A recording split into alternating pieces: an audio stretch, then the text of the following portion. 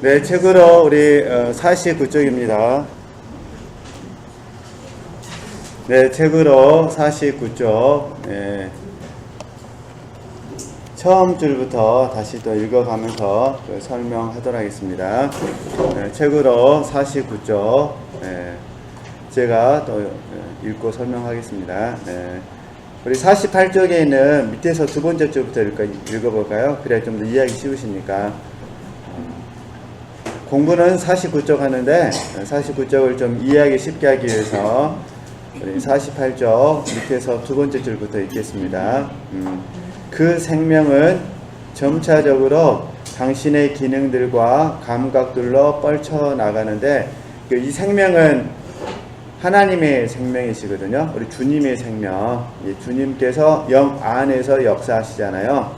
주님께서 영 안에서 역사하시는 그 생명이 영을 통해서 그 말입니다. 영을 통해서 흘러나가는데 점차적으로 당신의 기능들과 감각들로 이게 기능들과 감각들은 우리가 혼하고 몸을 말합니다. 당신의 기능들과 감각들로 뻗쳐나가는데 그렇게 되면 기능들과 감각들은 그러니까 혼과 육체, 우리 보통 말하는 바디, 몸 그것들 자체의 생명으로 흠뻑 적셔지고 그러니까 성령께서 주님께서 영 안에서 역사하시고 영의 충만함이 혼으로 전달되어지고 이제 그 말하는 겁니다. 그래서 몸으로 흘러가게 되어진다. 그 결과 자연스러운 열매들을 맺게 된다. 이 자연스러운 열매들을 우리가 성령의 열매라 부르기로 약속을 했죠.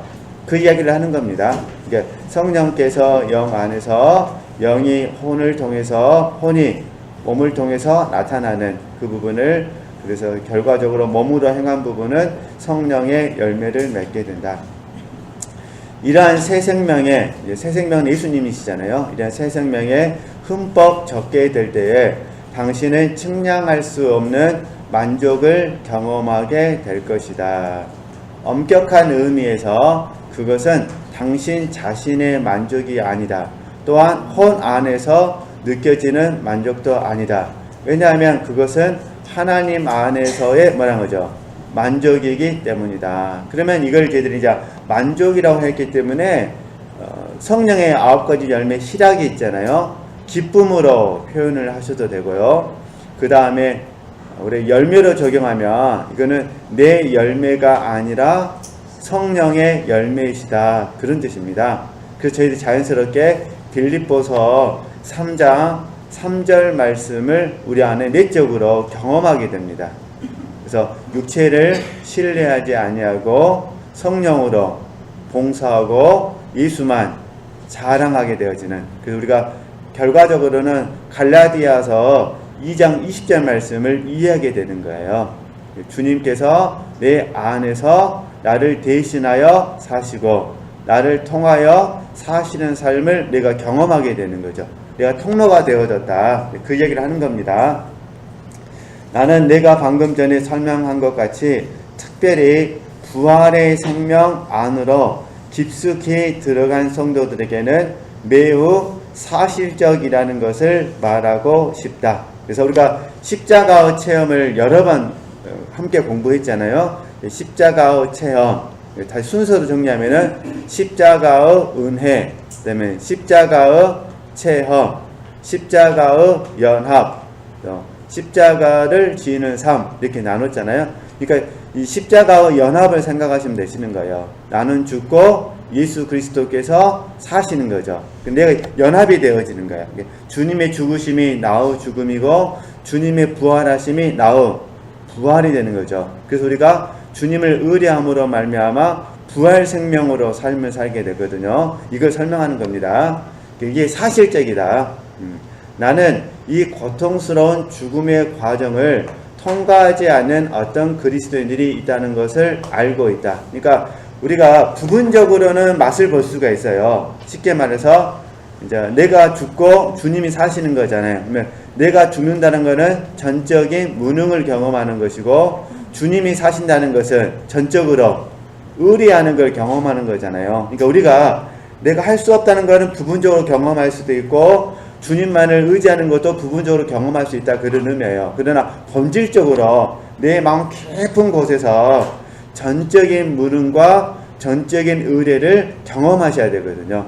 그걸 설명하는 겁니다. 근데 통과하지 않아도 부분적으로는 알 수는 있습니다. 그들은 단지 힘을 잃고 생명을 잃는 것을 경험할 뿐이다. 그래서 한계가 있다, 그 말 하는 겁니다. 힘을 잃고 생명을 잃는 것을 경험할 뿐이다. 다른 경우에서와 같이 여기에서도 죽음은 고통을 느끼거나 어떤 것을 좋아하거나 싫어할 수 없는 완전하고도 영원한 무능력에 의해서 죽음으로써 인식되어진다. 이러한 단계들에서의 죽음은 우리가 생명을 경험하지 못하는 정도에 비례한다. 따라서 이러한 상태는 완전한 죽음은 뭐라는 거죠? 아니라는 거예요. 왜냐하면 십자가의 역사를 충분히 경험하지 못했기 때문에. 그죠? 그러니까 우리가 신앙생활을 하다 보면 내가 할 수 없다는 건 안다는 거예요. 그러나 그게 십자가를 통과하지 않았기 때문에 문제가 되어진다, 그런 부분입니다. 우리는 때로 죽음을 떠남이라고 말하기도 한다. 우리 이전에 공부할 때 죽음의 문제를 공부할 때 무관심의 관점에서 공부를 했잖아요. 이제 같은 의미인데 이렇게 비유를 해보자, 그런 부분입니다. 떠남이라고 말할 수도 있다. 즉 떠난다는 것은 분리가 있다는 말이다. 나는 죽음이라는 용어를 이런 식으로 사용해야 한다고 생각한다. 죽음은 분리로서 하나님 안으로 들어갈 수 있기 위하여 자기 본성을 뭐하는 거죠? 떠나는 것이다. 우리가 이걸 어떻게 쉽게 설명하면 나 중심에서 누구 중심으로 바뀌는 거예요? 하나님 중심으로 바뀌는 거예요. 메모 한번 해보시겠어요? 네, 나 중심에서 하나님 중심으로 바뀌는 겁니다. 그래서 이제 첫 번째는 어떤 부분이냐면, 그러니까 이제 자기 본성을 떠나는 것이니까 첫 번째 적용점을 설명하면은 내면, 우리 스스로가 봤을 때 내면의 변화가 느껴지는 거예요. 그러니까 내 안에서 나를 버리고 하나님을 선택하는 쪽이 많아지는 거예요. 네, 내면에서. 두 번째, 인격적인 변화가 있는 거예요. 인격적인 변화. 그래서 인격적인 변화가 좀 어려우시면은 성품의 변화를 생각하시면 되세요. 이게 성품의 변화가 좀 더 이해하기 쉽거든요.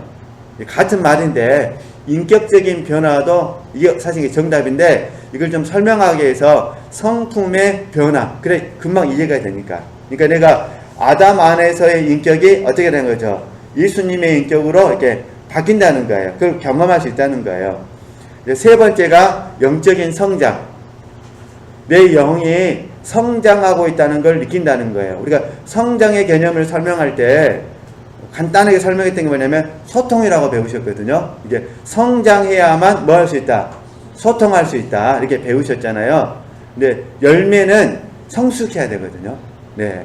왜냐면 혼하고 몸에서 맺어지는 거기 때문에. 그러나 성장하지 않으면은 성숙은 있을 수가 없으니까. 그래서 이제 세 번째가 이제 그 영적인 변화, 영적인 성장. 네 번째가 이제 가치관의 변화.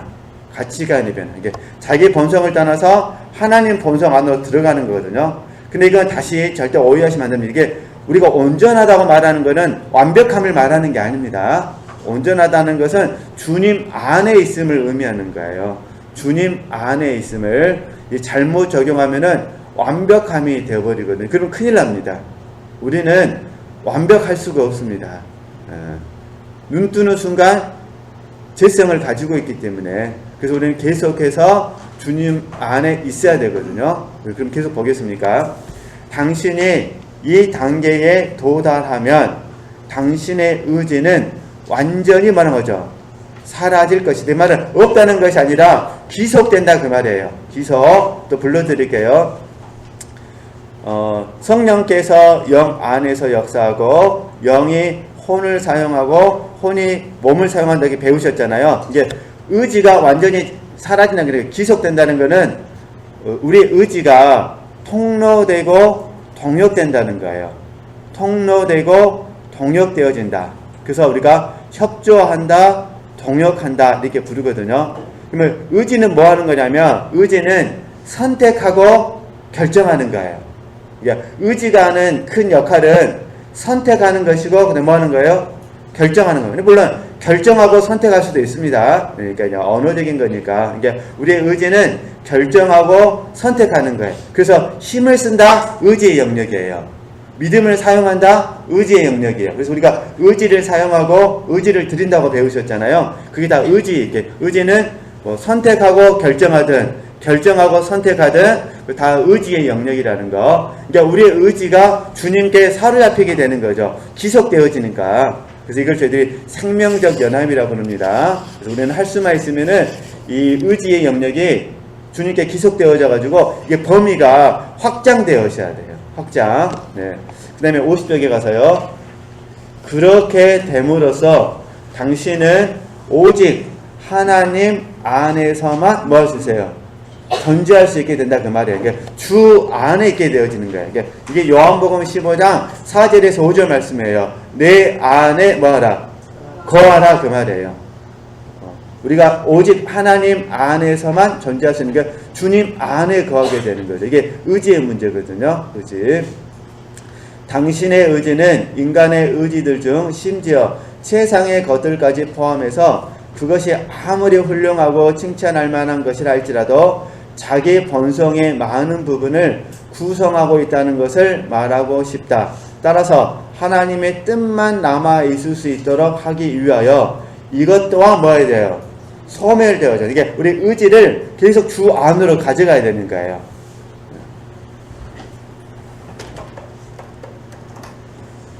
저와 여러분의 의지는 항상 어디로 가셔야 돼요?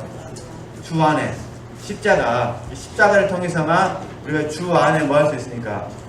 거할 수가 있습니까?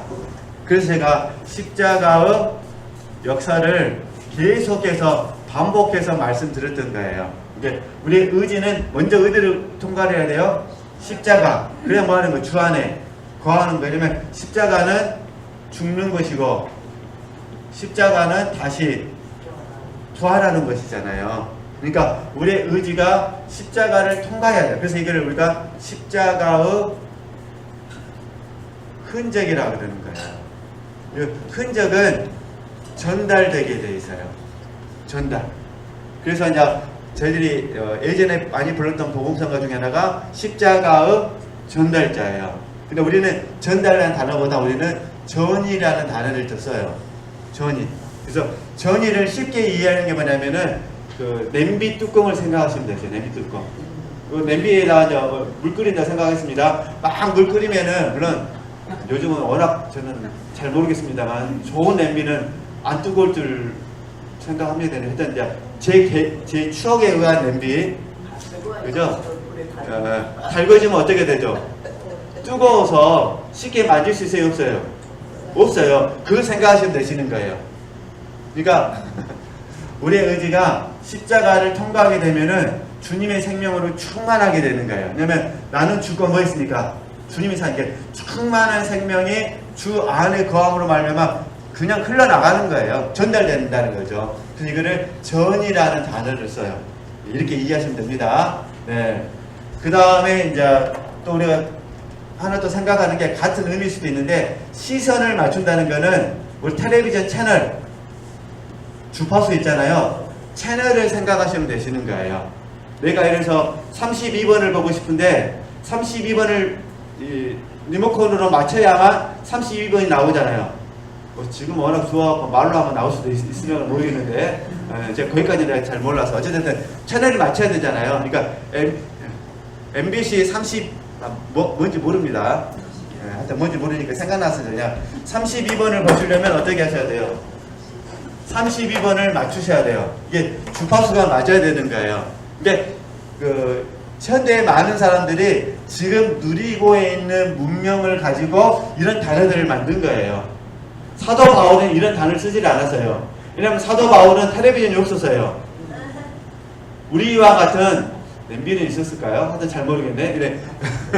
그러니까 사도 바울의 입장에서는 어떻게 하냐? 본인의 내면의 역사로 말하는 거예요. 그래서 사망은 내 안에서 역사하고 생명은 너희 안에서 역사한다.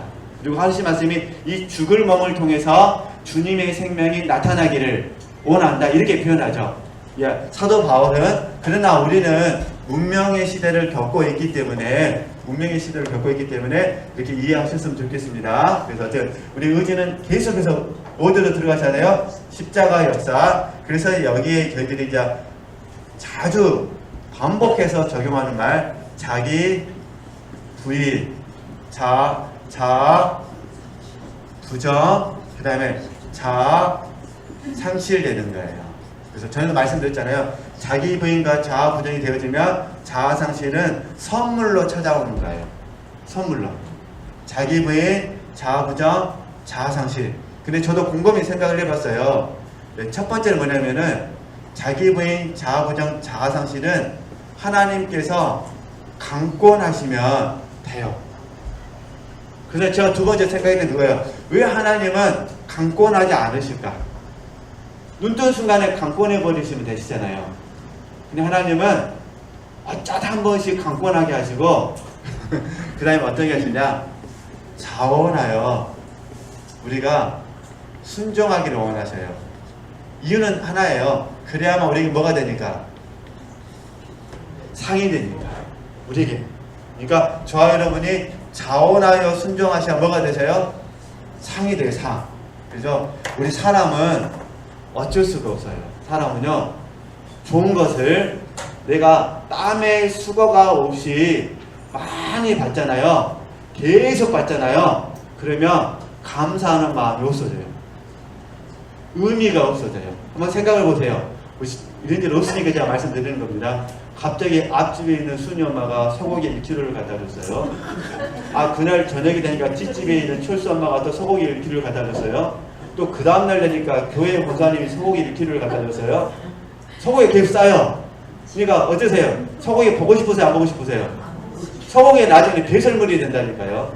그러니까 이걸 먹는 순간에 나는 고지혈증이 걸릴 것이고 내가 이걸 먹는 순간에 그러니까 다 어떻게 고마운 마음이 사라져버려요. 당연하게 여긴다는 거예요. 그러니까 하나님께서 어떻게 하셔야 돼요? 우리에게 당연하게 여기지 않고 감사를 더하도록 하시기 위해서 강권하는 마음은 좀만 주시고 그래서 우리에게 자원하여 뭐하기를 원하시는 거죠?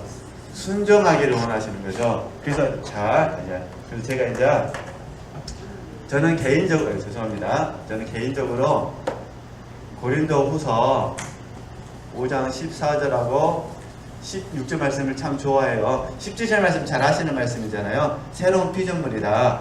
그리고 동시에 우리는 로마서 12장 1절에서 2절 말씀을 같이 외워야 돼요. 같이. 물론 로마서 12장 1절에서 2절 말씀을 또 더 정확히 암송하려면은 로마서 8장 12절에서 14절 말씀을 같이 해야 되거든요. 왜냐면 빚진 자. 봐보세요. 고린도후서 5장 14절에서 17절 말씀에서는 그리스도의 사랑이 나를 뭐하는 거예요? 강권해 버리는 거예요.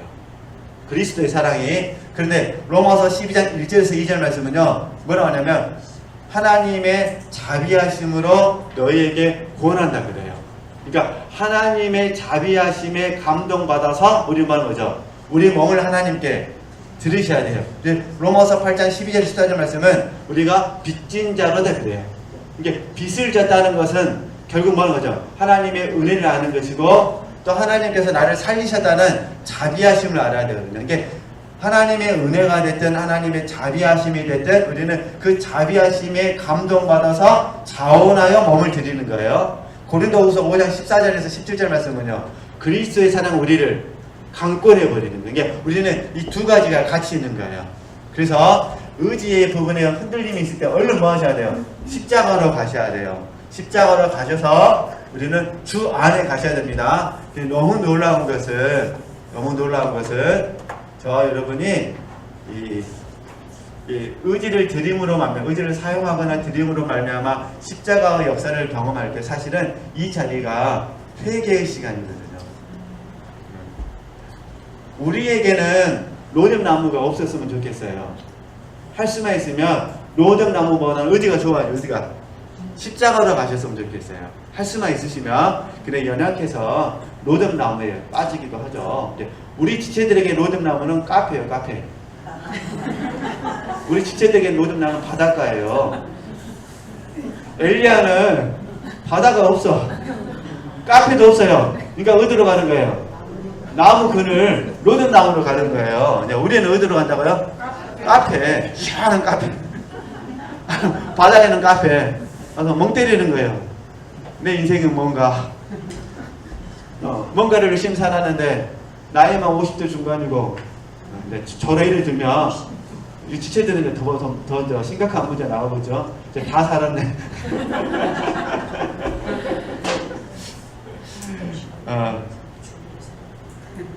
며칠 전에 어느 분하고 70대 중반이신 어느 분하고 대화를 나누는데 그게 웃으면서 그 이야기 하시더라고요. 우리나라 좋은 나라요 그러시면서요. 노인들을 위한 나라요. 노인들을 위한 나라. 나라에서 다 해준다는 거예요. 젊은 애들이 불쌍하다는 거예요. 장가를 가고 싶어도 돈이 있어야 가 등등등등 시집을 가고 싶어도 취업을 해야 시집을 가지. 예를 이런 식으로. 네. 그러면 정책자냐고 웃으면서 그랬습니다. 맞아요. 아프지만 않으면 노인들을 위한 좋은 나라입니다. 그러는데 또 어린 되면 또 아프잖아요. 말씀은 안 하시려고 그러지. 아마 오늘 여기 계신 우리 지체들께서도 아마 테이블에 보시면은 식탁 테이블에 보시면은 뭔양 다 있을 거예요. 아침에 먹을 거, 점심에 먹을 거, 저녁에 먹을 거. 그러다 네. 어쨌든 다시 이제 돌아가서요.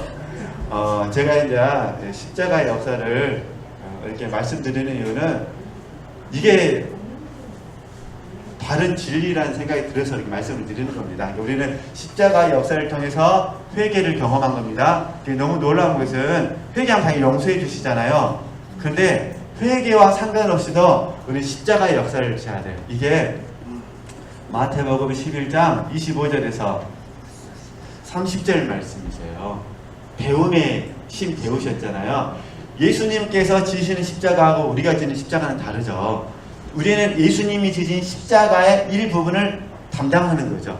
그러니까 자연스럽게 우리는 이 배움의 심을 어디서 배우냐면 십자가를 통해서 배우시거든요. 그러니까 우리는 당연히 어떻게 되겠어요? 십자가를 통해서 심을 경험하죠.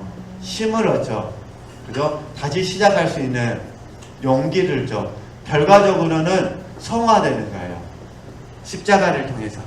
그러니까 그렇게 적용하셨으면 좋겠습니다. 근데 좀 잔느기 형이 이 십자가의 역사를 계속 이렇게 설명을 했다 그런 부분입니다. 그래서 문맥상 십자가의 역사를 제가 좀 더 보충해서 말씀을 드린 겁니다. 그렇게 이해하시면 되겠습니다. 계속 보겠습니다. 네. 따라서 하나님의 뜻만 남아 있을 수 있도록 하기 위하여 이것 또한 뭐 하셔야 돼요?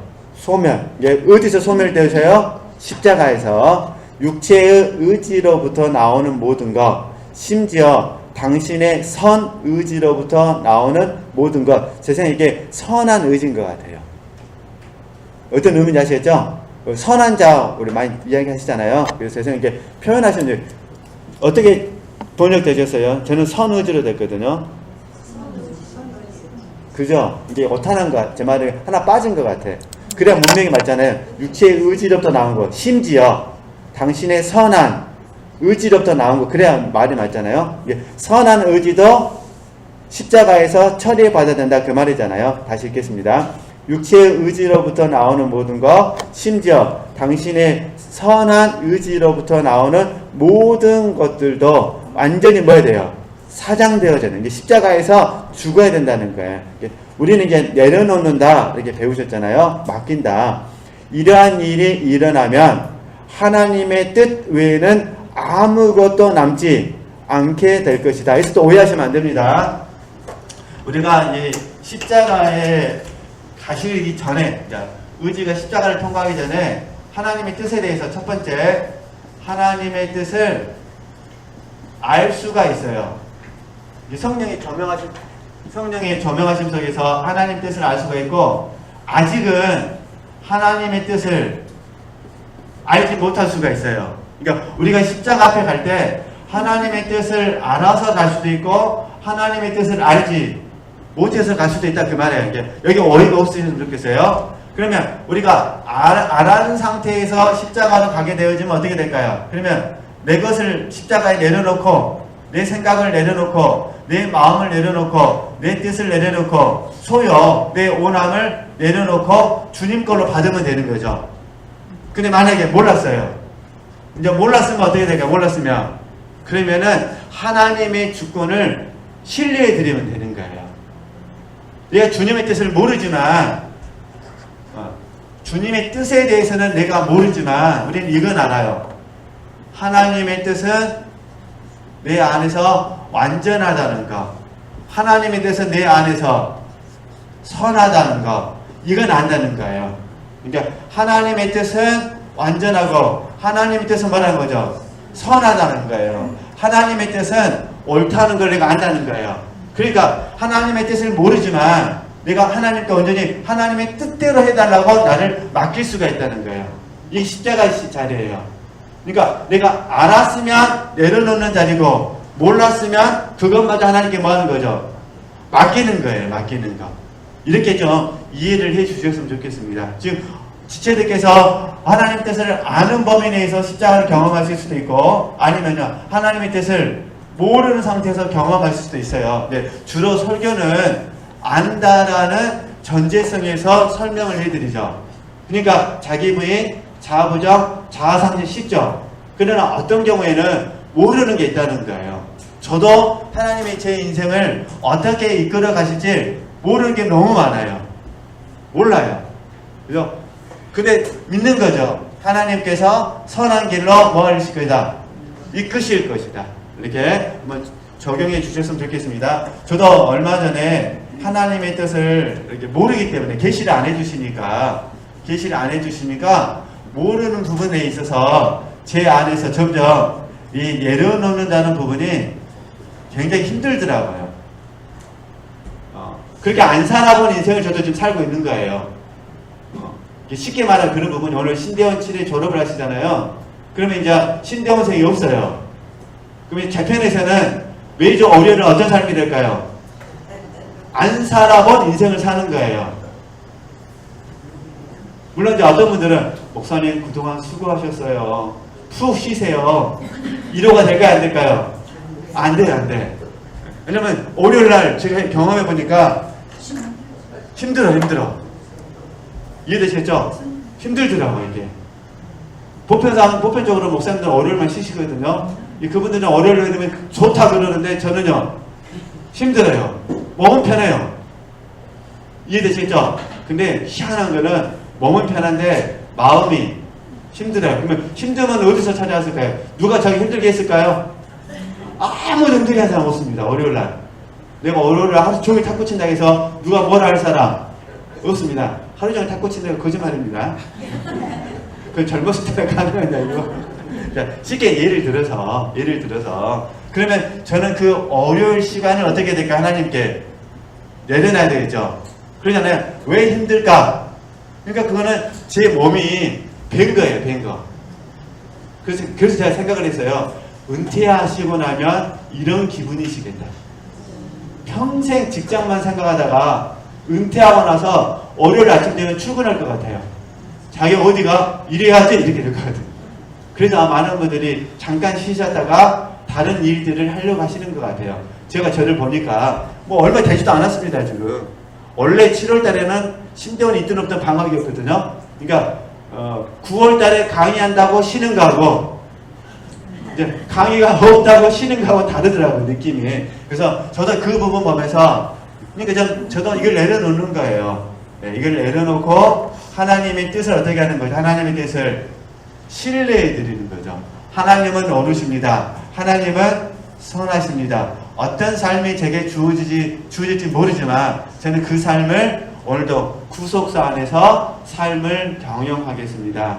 예, 주님께 가서 이 십자가의 역사 앞에 와서 하나님을 더욱더 신뢰해 드리는 삶을 사는 부분이거든요. 어쨌든 우리 지체들께서는 이렇게 좀 한번 이해를 해 주셨으면 좋겠어요. 저도 어쨌든 우리 교회에서 계속해서 거의 월요일마다 사역만 하다가 이제 오랜만에 갑자기 이런 삶을 만나는 거거든요. 제 몸도 어떻게 됐을까요? 지금 비정상이죠. 비정상.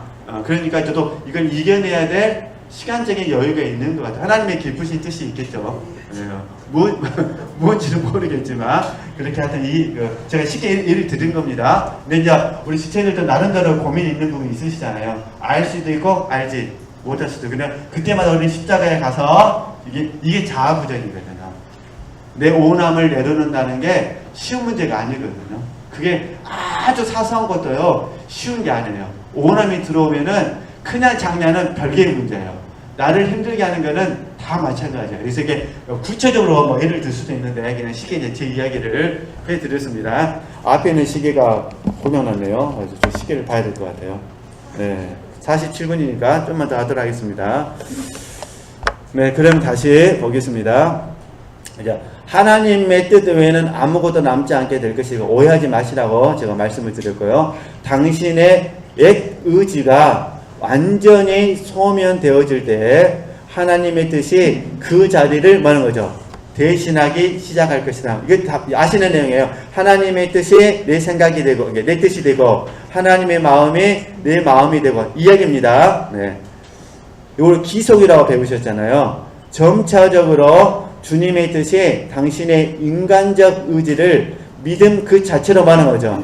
변화시킬 수 있을 것이다. 우리가 의리하는 영역이 많아지는 거예요. 주님이 나를 대신해서 사시는 삶으로 바뀐다 그 말입니다.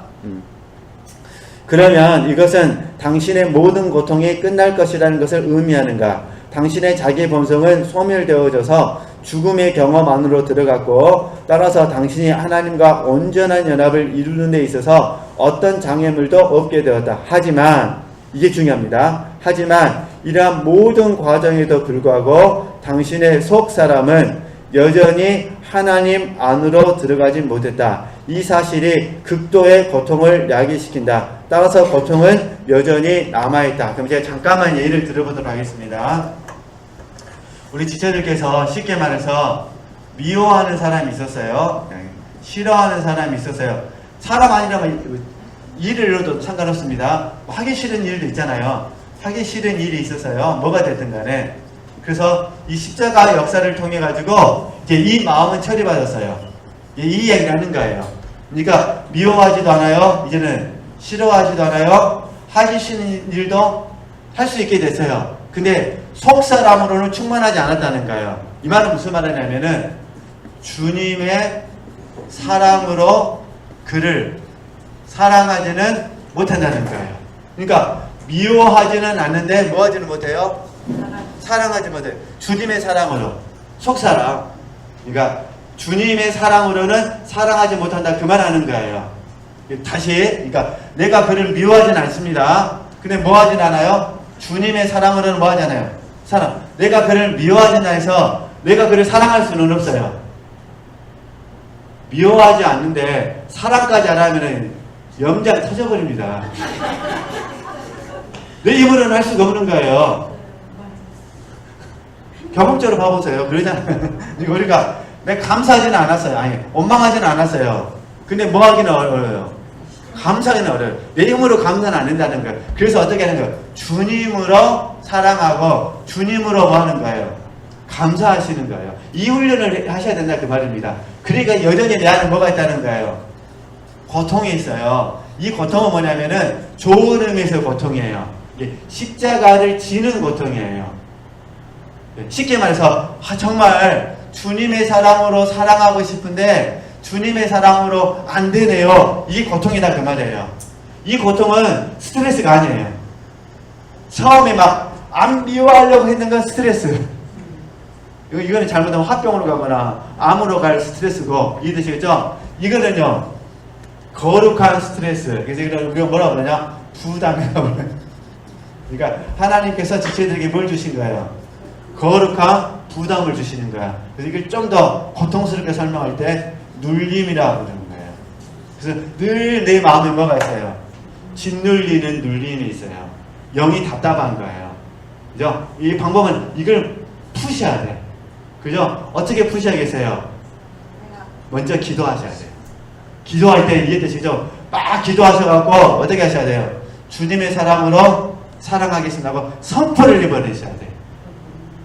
에라 모르겠다. 이해되시겠죠?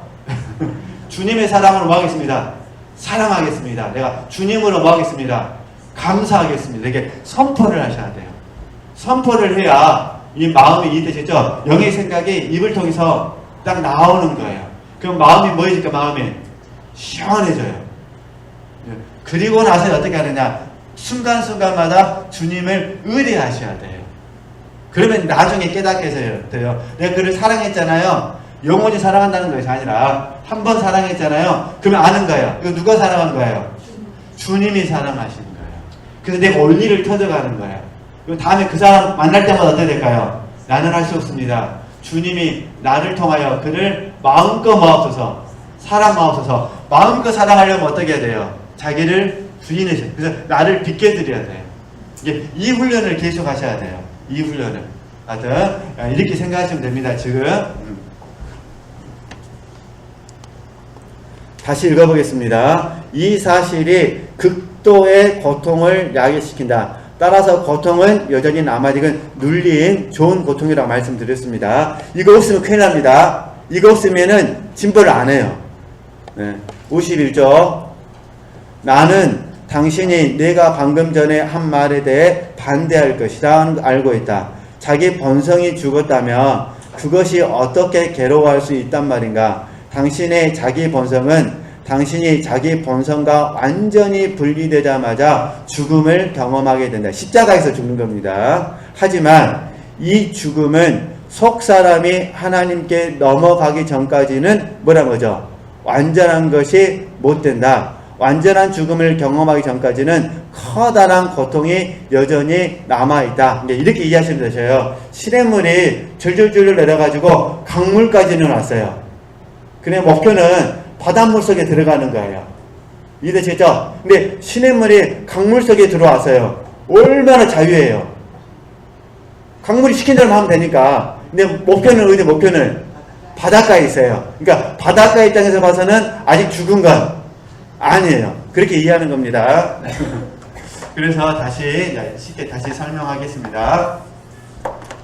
앞에서 다 말씀드렸어요. 이것만 하고 마칠게요. 이 의미들을 다시 읽겠습니다. 완전한 죽음, 다시 얘기해요. 이 죽음은 속 사람이 하나님께 넘어가기 전까지는 완전한 것이 못 된다. 완전한 죽음을 경험하기 전까지는 커다란 고통이 여전히 남아있다. 이거 제가 이제 이것만 이기는 생명으로 설명하도록 하겠습니다. 네. 이기는 생명. 결국 이게 로마서 8장 4절 말씀이잖아요. 그래서 우리가 그 영을 쫓는 자들에게 율법의 요구가 이루어지잖아요. 율법의 요구는 사랑이 이루어집니다. 이루어지는 결과적으로는 성령의 열매입니다. 그 영을 쫓는 자에게 그 말이에요. 쫓는 자에게 그 영을 쫓기 위해서는 우리가 지금 계속 배웠던 것도 자아의 죽음입니다. 죽음. 그럼 이제 지금 말하는 건 뭐냐면은 이 속사람. 예. 그러니까 속사람이 주 안으로 들어가야 돼요. 온전히 들어가야 돼요. 그래서 이건 다른 의미가 아니라 다스림을 의미하는 거예요. 그러니까 영으로서 몸의 행실을 뭐 하는 거예요?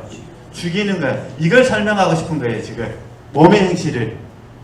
그러니까 속사람이 몸의 행실을 충분히 뭐 할 때까지? 다스릴 수 있을 때까지를 말하는 거예요. 근데 우리 이걸 뭐라고 하냐? 우리 수용이라 배웠어요. 그러니까 온전히 뭐 하는 거예요? 수용되어지는 거예요. 그러니까 내 마음속에서, 자, 결론입니다. 저와 여러분의 마음속에서 충돌이 없으셔야 돼요.